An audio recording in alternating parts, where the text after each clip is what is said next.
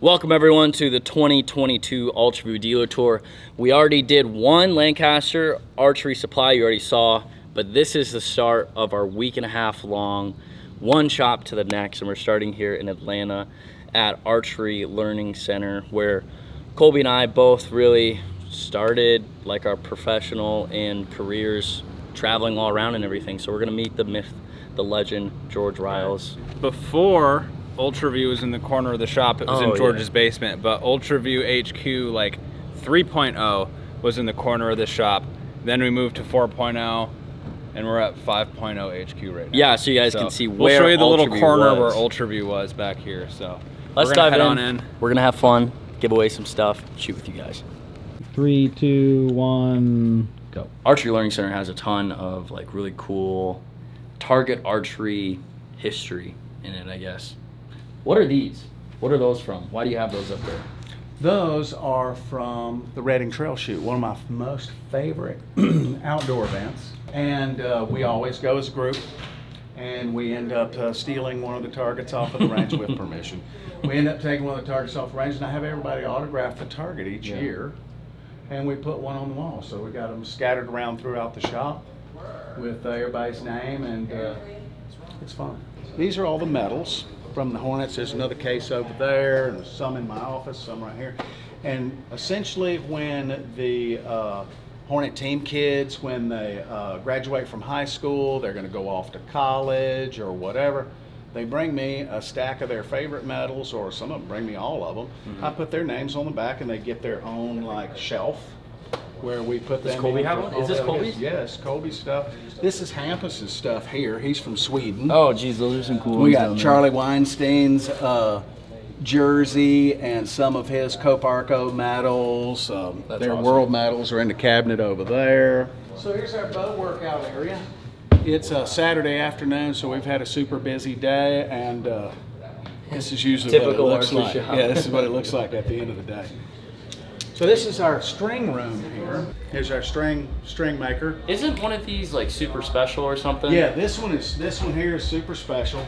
This is one that Travis T-Bone Turner gave us when we first opened the shop. He was like, "Y'all need a string jig, don't you?" And I was like, "Yeah." He says, "I got just the thing." He and Ted Cotton made this years ago. Really? And it's still a great string jig. The biggest thing is that we don't use it that much anymore just because it's loud. Right. But T-Bone, if you're watching, this drill, It's still rocking. this drill is still rocking. It's still there, and it works. This is set up. Oh, in- that's literally just a drill. It's a drill. This is like Georgia redneck ingenuity right here at its absolute finest. We have made billions of strings on this thing over Really? the last 12 years. Yeah. You can see where the temporary wall was. It went right down next to this, and this whole area right here was walled off.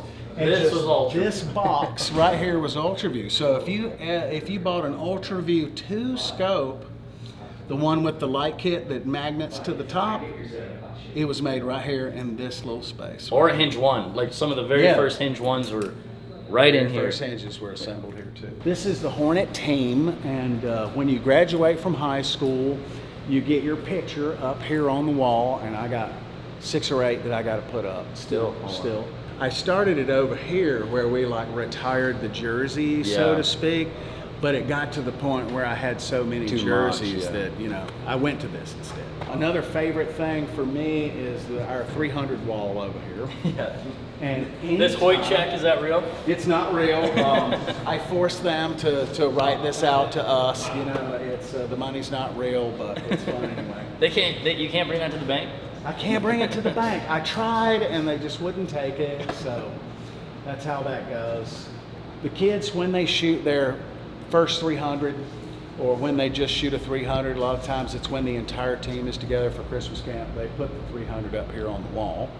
And often they will tear the target down when they beat the X count or shoot a higher score. They'll tear the target down and put another one up and just kind of keep that going. So this is a whole wall of anywhere from 12 to 18-year-olds who have shot 300s and hung them up on the wall. So you can see a lot of people like I don't know, let's see. Roy Green. Yeah, Roy Green, Tyler Heritage. I don't know, this guy right here, you might have heard of this guy right here, Chris B. 27Xs. This is when you were testing your Matthews for the first time. That was with the Matthews grip. So we had some prototypes that came in. I shot those 3 and that one, all with the new grip. Oh, I thought you were just like getting used to the new bows. Well, that too. Yeah. That too. I switched the Matthews and we made a grip and we came out here and that was kind of like our proving. One of these was with works. no stabilizer weight. On the bow. I don't know Think about it was that. that one? No, the 30X was with stabilizers. One of those might have been without. Yeah. My actual entry into real archery really was my grandmother knew that I was interested in archery. I had an actual hunting bow, and she took me to Buckskin Archery in Kennesaw, Georgia. In there, there were guys in there shooting like a league or something, and I walked in and got into talking to those guys about it, and they just kind of pulled me in. If it hadn't have been for my grandmother actually kind of adding a little fire, you know, to what it was I was doing and just putting me in a situation where I could be near the right people who cared enough to go, okay, here's a target, and you shoot at it right here, and you do it this many times, and then at the end you'll see what your score is. And that was the beginning. Even from being a teenager, I had this kind of arc, you know, planned. And it's like, I'm gonna work in pro shops, I'm gonna get in manufacturing, I'll do advertising or design, and then, you know, when I'm retired and I'm a 60-year-old man, then I'll open up a pro shop and start teaching archery so that I can pass on, you know, all the stuff that I've learned over all these years. Well, it happened a lot earlier, 20 years earlier than I expected. I was interviewing at Hoyt for international sales manager. I was interviewing at Lancaster Archery Supply, and I had opportunities for both of those, or I could take the big jump and go into business for myself. My dad said, just jump. You know, this never a better opportunity than right now. The housing crash had happened. The stock market was at like 9,000. And he said, just jump, just do it. And we came in, we built it out. I spent about 50 grand building out and opening up the shop. And I didn't start with a whole lot of product. I just kind of bootstrapped it. Like I sold some stuff and then bought some stuff and sold some stuff and then bought some stuff. You know, made a lot of mistakes and slowly worked my way through. And I've slowly wrapped around to the point here that being different from most pro shops is my bread and butter is classes and lessons and just transient archery, which people come in, yeah, archery's cool, let me shoot a few arrows, and then they leave and you don't really see them ever again, but they come in and take classes, date nights, you know, Saturday night, you know, adult archery fun, you know, that kind of stuff. And my business now isn't really centered around selling product. You know, there's shops out there that sell bows hand over fist. They sell hundreds of bows a week. And I spend most of my money traveling around with the team, playing tickets and, you know, all that kind of stuff so that I can follow the team and help them get, you know, what they want. We are unpacking the bow because we are about to start having fun.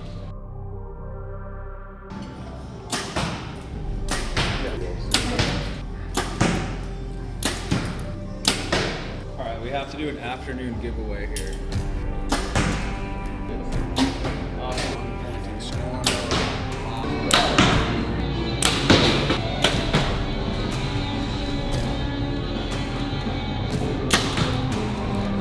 A lot of people don't know this, but George designed a lot of bows, like from the ground up over the years working at Martin. This is one of the first ones. It's called Martin Altitude, and it was basically designed with an idea of someone with a short draw length and still have an actual bow that shoots really well. Shoots well, yeah. Right. The most important part of this is the Fury cams. And back in the day, it was like 95, 96 was the first Fury cams that we came out with. And at the time, it was the fastest cam on the planet, right? And the Martin Fury was the fastest bow. And we're talking 96 we had a bow that would shoot 325 feet per second. Really? Nobody was even 96? close in 96. Jeez. Nobody was even close. And Jeff Rogers, 4-time Vegas winner, took a Martin Fury that's supposed to be a fast, unforgiving 3D bow, Right. and then cleaned a couple of indoor archery tournaments with it to just show that it's accurate. And then the next one was Martin Cougar, right? And I designed this one before the altitude, and this one was designed in 2D, right? Oh, really? We didn't have parametric modeling. We didn't have that ability yet. It existed, but we just didn't have the technology. This is a Martin Razor X. Cleaned Vegas twice with one of these. This is the one where you had to filter through. This is the shoot-through cable. It's Yeah. the very first one. Jim Despart came up with this idea, Really? and Martin Archery made it for him, and there's a few people have copied it since then, but it's essentially 2 tracks. And the cool thing about this is if I want to change the timing on my bow, I could grab that. You see that cable relaxes. Oh my goodness. I could take that off, put a twist in it, and then come over here to this side, take it off, put a twist in it, put it back on, and you could work on the bow just like that. What? Yeah, there they are. I save examples of these just so I can, show it off and remember, but I still love the shape and look of these. Do you know what's wild is like Martin as a company now is just totally different than it was back then. Yeah, it's not the same people. It's not. This has been sold a couple times. Well, back then they like dominated. They were the dominating bow company in every Martin. top shooter. Yeah. We're gonna do our first little giveaway before the big giveaway tonight with the big shoot down. We're gonna do a $100 gift card. We're gonna play a game. It's the first time we've done it. First person to get 3 inside out X's. However many ends it takes, first person to get 3 inside out X's. You guys should.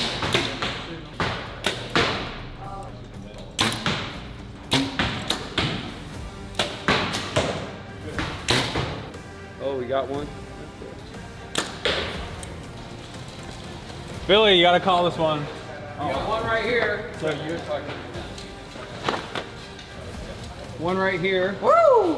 Oh, is that you? Yeah. Wait, let me look close. No, that's in. You don't get a second shot. They might have One two. right here, 2. Wow. Billy called it. It's gotta be true.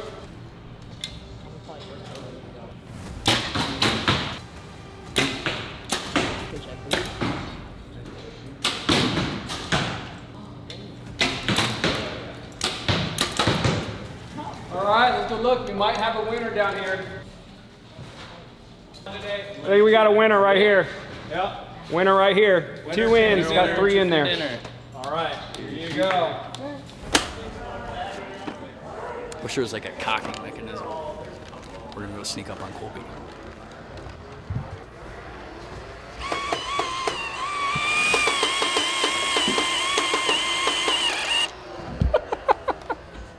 We got him. Did those hurt? Kinda. Now you gotta clean them all up. I know. Look at this. This is some behind the scenes. An old prototype when George was making releases for Stan. All right, this is the time of day when we do a giveaway. We're going to be giving away a $300 UltraView gift card to the winner. We have maybe about 15 shooters in here. Most of them are target shooters. So we're going to do a qualification and then the elimination round. George always goes all out. He has a bunch of lights, and we're going to blare music and kind of put a little pressure on the person that's going to get down to the final few. So this is going to be fun. Getting ready for the shoot up. Let's go. Here we go. So we have one archer on the left, one archer on the right, alternating shooting, and it's by arrow, who wins that arrow. It's called Swedish dot match. Yep, Swedish dot match. Really quick way to do elimination rounds. It's gonna be fun. All right, are y'all ready? The first 2 people up is Aaron and Eleanor. Everyone. Eleanor comes to full draw.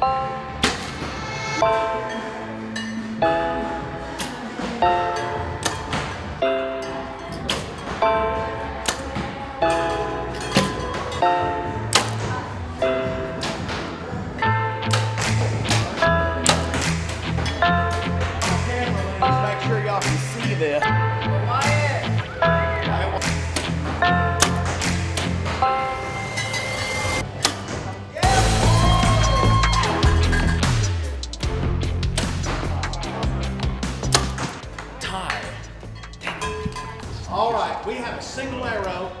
sudden death. Single arrow shoot. And I'm gonna say Chris shoots first.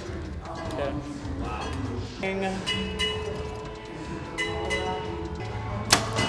Yep. Chris shot the top bullseye. Chris shot the top Are you not allowed to shoot the top one? in the shootout. Chris has just shot the wrong target. Are you not allowed to do that? Middle target for a single arrow shoot off, Mr. B. If anybody knows, I know. Wyatt, shoot your arrow.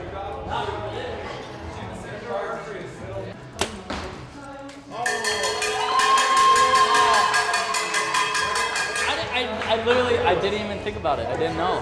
Oh, I did it too. Okay, well, Chris had the better shot of the two, but it is in the wrong target. So, Wyatt is going to advance forward Gotta pay attention to the rules. with a substandard shot. So, Wyatt, that was a gift. You got to honor Chris by moving forward and doing great. Win it all. I'll try.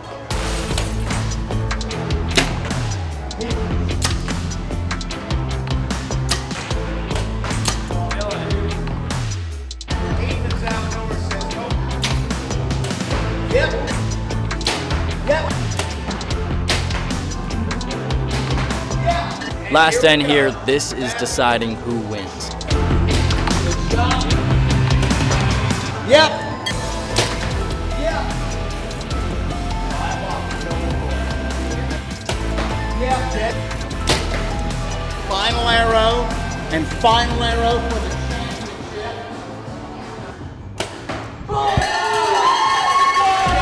Let's wait for the official results from the winner is Ultraview Dealer Tour.